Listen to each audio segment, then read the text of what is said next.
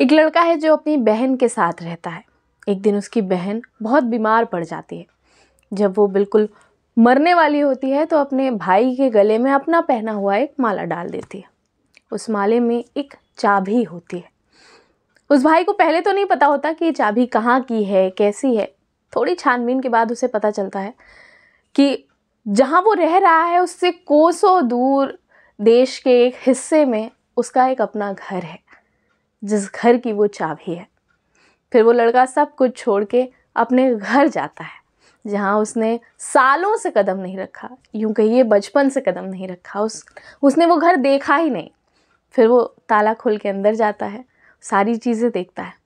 उसे मिलती है कुछ चिट्ठियाँ, कुछ ऐसी चिट्ठियाँ जो उसे उसके पिता तक पहुँचाती हैं। नमस्कार, मेरा नाम है मेघना और मेरे चैनल पर आपका बहुत बहुत स्वागत है। और ये कहानी, जिस कहानी की आज मैं बात कर रही हूँ, वो कहानी है एक बेहद खूबसूरत किताब जिसे लिखा है पीयूष रोहनकर ने। किताब का नाम है आज़ाद हिंद फौज का लापता खजाना। और आज इस वीडियो में इसी किताब पे मैं बात करूँगी कि ये कहानी कैसी लेखनी है पीयूष की और क्या कुछ लिखा है इस कहानी से, क्या कुछ मिलता है आपको।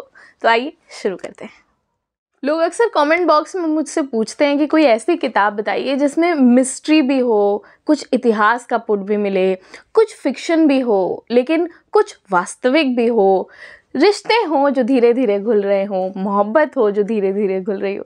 ये सारा मिक्सचर आपको पीयूष की इस किताब में मिलेगा जिसका नाम है आज़ाद हिंद फौज का लापता खजाना।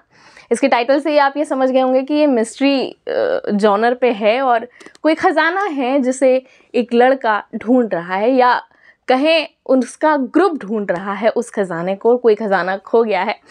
तो पीयूष ने लिखा है। पीयूष सिविल सेवक हैं और इसी के रहते उन्हें अंडमान निकोबार द्वीप समूह में जाने का मौका मिला, चीज़ों को गहराई से समझने का मौका मिला।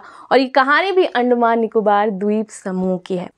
अंडमान निकोबार द्वीप समूह को आज़ाद कराने के बाद आज़ाद हिंद फौज ने सोचा कि वहाँ पे एक बैंक की स्थापना की जाए, जिसके लिए उन्होंने अपने कुछ साथियों के साथ वहाँ एक खजाना भी भेजा।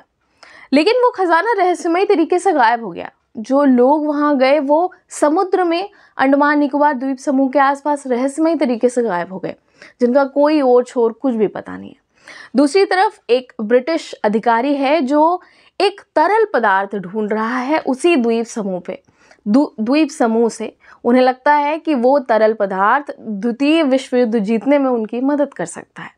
ये कहानी आपस में सिंक कैसे होती है, कैसे बैठती हैं, इन कहानियों के पीछे किसका राज है, कौन सी वो ताकत है, वो शक्तियां हैं जिनसे वो लोग गायब हो रहे हैं, क्या वो सच में गायब हो रहे हैं या उनके गायब होने के पीछे कोई कारण है, ये गुत्थी कैसे सुलझती है, वो तरल पदार्थ ढूंढने के पीछे एक कविता होती, वो कविता कैसे सुलझती है, इसी की कहानी है ये आज़ाद हिंद फौज का लापता खजाना।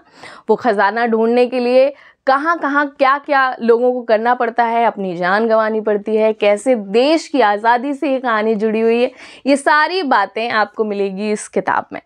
पीयूष की लिखी ये कहानियाँ कई टाइमलाइंस में चल रही हैं। कई सारी कहानियाँ हैं जो आपस में जुड़ी हुई हैं किसी तरह, लेकिन फ्लो में ये आपको पता नहीं चलेगा कि किस कहानी का लिंक किससे जुड़ा हुआ है। जब आप ऐसी किसी किताब को हाथ लगाते हैं जो किसी जगह के बारे में बात करती है या उस जगह की संस्कृति के बारे में बात करती है, तो उसके दो फायदे होते हैं। एक तो ये कि आपको किताब पढ़ के बहुत मज़ा आता है, उसकी कहानी के साथ आप आगे बढ़ने लगते हैं। दूसरा ये कि उस जगह की संस्कृति के बारे में आपको पता चलता है, और यही मेरे साथ हुआ। इस कहानी में अंडमान निकोबार द्वीप समूह से जुड़ी बहुत सारी छोटी छोटी चीज़ें मुझे पता चली इसे पढ़ने के दौरान। जैसे वहाँ के त्यौहार क्या क्या होते हैं, वहाँ के लोग का रहन सहन क्या होता है, वहाँ के लोग किस चीज़ को सबसे ज़्यादा मानते हैं, उनका विश्वास क्या क्या है। तो ये सारी चीज़ें मुझे तब पता चली जब मैं ये किताब पढ़ रही थी। इसमें से कुछ चीज़ें फिक्शन हो सकती हैं, पीयूष ने लिबर्टी लेते हुए वो लिखा होगा, लेकिन कुछ चीज़ें वास्तविक हैं जिनका सामना खुद पीयूष ने किया होगा अपने सिविल सेवा में रहते हुए। ऐसा पीयूष का ही कहना है। इस किताब के भूमिका में उन्होंने लिखा है। इस किताब के कुछ एक सीन्स मेरे दिमाग में छप गए हैं, वो जब आप किताब पढ़ेंगे तो वो फ्लो के साथ ही जाएगा, मगर मैं आपको बता दूं मुझे वो सीन्स बहुत अच्छे लगे। एक ये कि जब एक किताब का एक बहुत ज़रूरी किरदार अंडमान निकोबार द्वीप समूह पे जाता है और वहाँ थोड़ा आगे बढ़ता है, आगे की तरफ जाता है, तो उसे एक बड़ी रहस्यमयी चीज़ दिखती है। कुछ हो रहा होता है उस द्वीप समूह पे जिसे वो समझने की कोशिश करता है। कुछ आकाश से गिरता है, कुछ हवाएं चल रही होती है, एक गुफा है जो खुल जाती है फिर अचानक बंद हो जाती है। वो सीन इतने अच्छे से डिस्क्राइब किया गया है कि आपको लगेगा वो सब आपकी आंखों के सामने हो रहा है। आप वो खुद अपनी नज़रों से देख रहे हैं कि वो दो लोग कौन हैं जो हवा की तरह उड़ के आए, उस पहाड़ के पीछे क्या है जो चल रहा है। आपके अंदर वो उत्सुकता जागेगी उसे जानने की कि ज़रा वो पहाड़ खुल जाए, मैं देख लूँ अंदर हो क्या रहा है। फिर ऐसे ही एक बर्बरता का सीन है कि अंडमान निकोबार द्वीप समूह पे जब जापानियों का राज हो जाता है और जापानी कैसे लोगों को मारते पीटते हैं, कैसे उनके साथ अन्याय करते हैं, कैसे उनके साथ दुष्ट चीज़ें करते हैं। वो एक बहुत पीड़ादायक सीन है मेरे लिए। एक सीन का जिक्र है जो अपने जानने वाले या कह लीजिए अपने प्रिय को ही वो मौत के घाट उतार देती है, वो सेना, जापानी सेना। लेकिन कुछ लोग ये धोखे में रहते हैं कि शायद अंडमान निकोबार द्वीप समूह अंग्रेज़ों के हाथ से जब जापानियों के हाथ में गया तो ज़्यादा खुशहाल हो गया था, लेकिन सिर्फ वो एक छलावा होता है। और वो बर्बरता क्या करते हैं, जापानी सेना क्या बर्बरता करती है वहाँ के लोगों के साथ, ये आपको किताब पढ़ने के बाद ही समझ में आएगा। बाकी पीयूष की राइटिंग, ये हालांकि ये अनुवाद किया है सरोश अनवर ने, ये अंग्रेज़ी किताब थी, लेकिन पीयूष के लिखने का जो फ़्लो है वो बहुत अच्छा है। उनकी राइटिंग और अनुवादक का अनुवाद करने का तरीका बहुत सरल है, जो सरल भाषा में आपको सीधे सीधे बातें समझाता चला जाएगा।